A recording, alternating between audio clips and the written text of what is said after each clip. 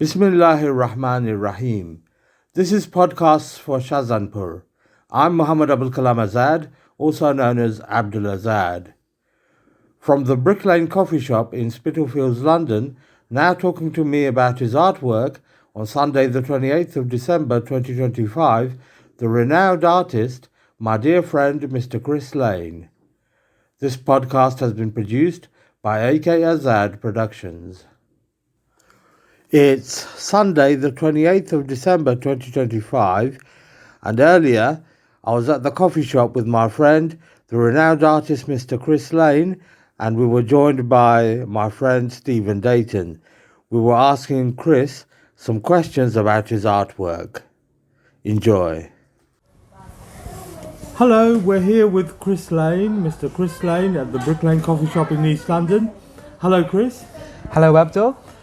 Let me start. We're going to keep this short. So let me start with three simple questions. First question is, what is the inspiration behind your artwork? Well, firstly, thank you very much for inviting me to your podcast, Abdul. It's a pleasure to be here. Again, a very good question. Well, I think my inspiration is people. I'm fascinated by the character of individuals, and in each portrait I try to capture the essence of that person from an emotional perspective. That's what drives me forward in my work. And are you religious or spiritual as a person?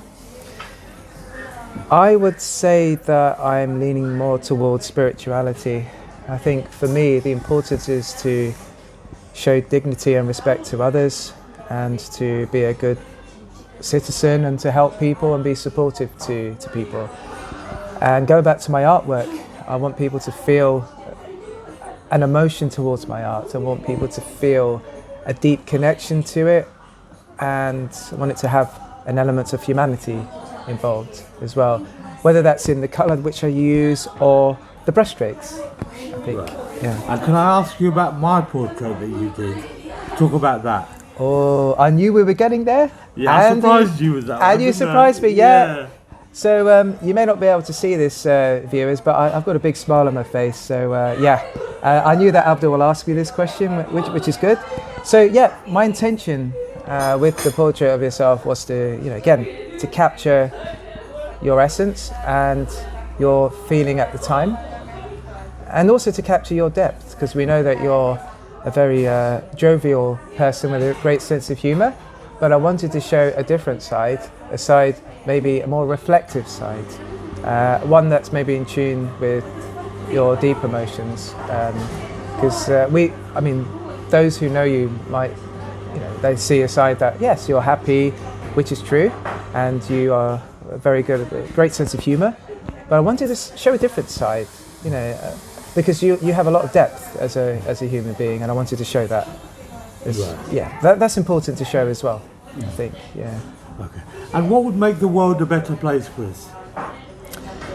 Ooh, that's a good question too. I think a start would be if everyone listens to each other more. I think we're living in a world where too many people often are disconnected from each other, and I think that's not helped by our obsession with mobile phones and technology. I mean, they can connect, they are connecting points for humanity, but I feel we are not as connected as we can be. What I mean by that is we need to talk to each other a lot more. We need to interact with each other a lot more. Face to face is what I mean. That there needs to be more of a connection. And I think if we could start with that's the starting point, but also to show respect and show each other a little bit more dignity, respect. Those are the virtues that I feel we need to go back on, Also to show more empathy and compassion as well, I think. Well, Chris, I know you're very busy. Thank you for making time to talk to us today. Any more questions? I could take more questions if you want to. Oh, you can take more questions? Yes, yeah, well, absolutely. I've got Mr. Stephen Dayton here. You did a portrait of him as well. he might want to ask you about his portrait that you did. Stephen, do you want to ask Chris about the portrait he did of you? Yeah, the beauty of Chris's portrait that he did unknowingly of me blew me away. That's very kind of you, Stephen. I wanted to surprise both of you because I think we spoke at great length about potentially doing a portrait of both of you, and eventually I felt the right moment was the end of this year to do the two portraits. I did the portrait of Abdul a week before I did the portrait of Stephen, just for our viewers out there, or not viewers, but our listeners out there. And I just wanted to do that because, you know, over this year we spent lots of time together, and I think as an artist it's important to know someone first really well, then you're able to paint them really well, because then you'll understand what makes them tick, their emotions and all of these things. So there you go, I wanted to surprise both of you. I think the fact that you do know us both quite a bit now, we know each other from all our Brick Lane coffee meetings and laughs and giggles and fun and discussions. I think that does come through in your portrait of myself. It does. The fact that you knew me a little bit. It does, you know, I'd much rather paint Stephen than Carl, but yeah, Stephen is it's good to paint Stephen.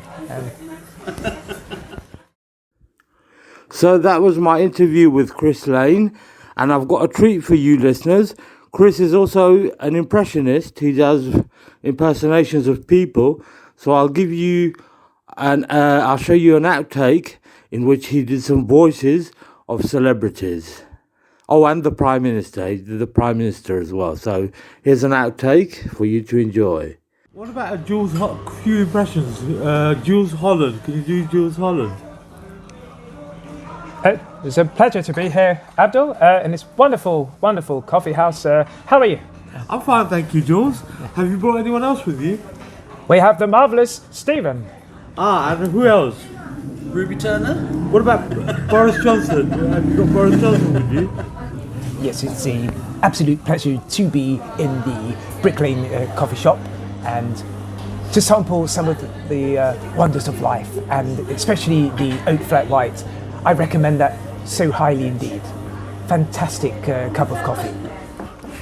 And what about David Attenborough? How is he going to narrate this situation now? How is he going to do his narration?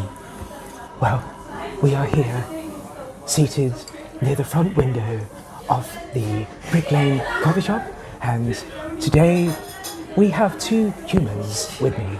We have Abdul Azad and we have Stephen. Or is it Carl? I'm not too sure, but either way, they are here, seated in front of me.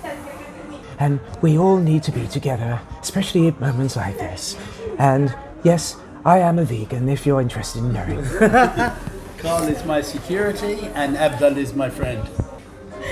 Who else have you got there with you there, David? Who else? What about the Prime Minister himself?